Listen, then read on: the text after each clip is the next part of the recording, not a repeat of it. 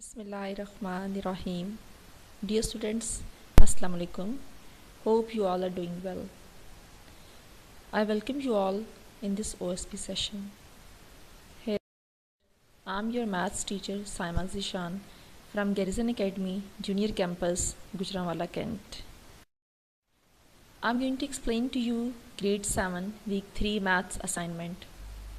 Chapter number 1, Direct and Inverse Proportion. The topic of this week is inverse proportion from textbook page number 24 to 29.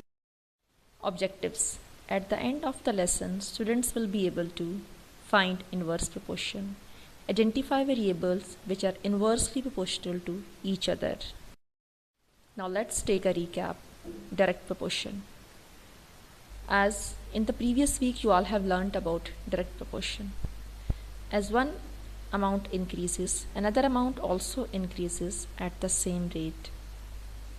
Y is directly proportional to x, so y is equal to kx, and k is constant here.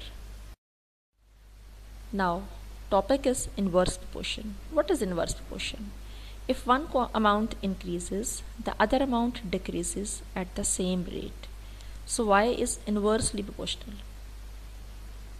That's why we have written 1 by y is inversely proportional to x. So we have written in 1 by x. But in direct proportion we write x only. Y is equal to k by x. Now I will explain with the help of an example. Here we have speed and time. Speed is 10, time is 12. Speed is 20, time is 6. Speed is 30, time is 4. Speed is 40, time is 2. Speed is 60 and time is 1.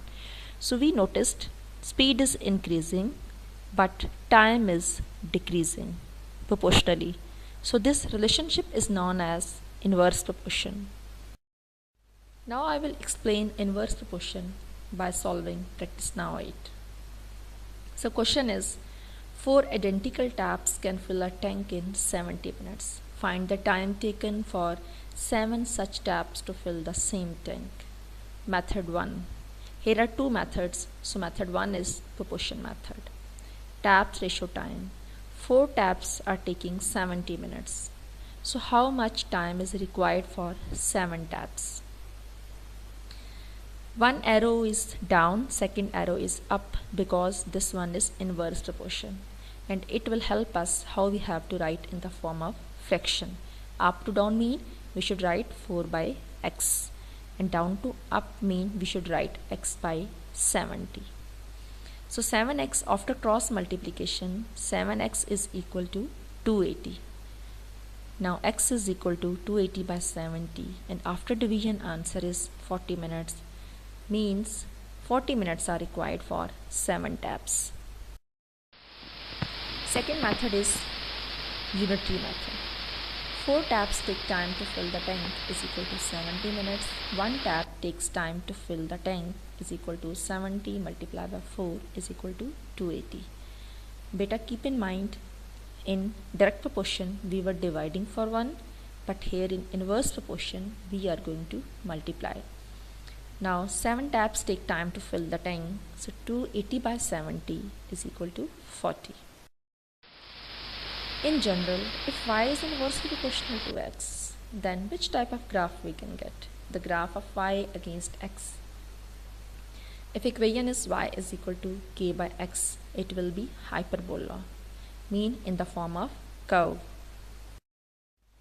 If y is inversely proportional to x, then the graph of y against 1 by x is a straight line that is passes through the origin. Now practice now 10. If y is inversely proportional to x, then y is equal to 5, x is equal to 2. We have to find equation connecting x and y. So y is inversely proportional to x, y is equal to k by x, or x y is equal to k.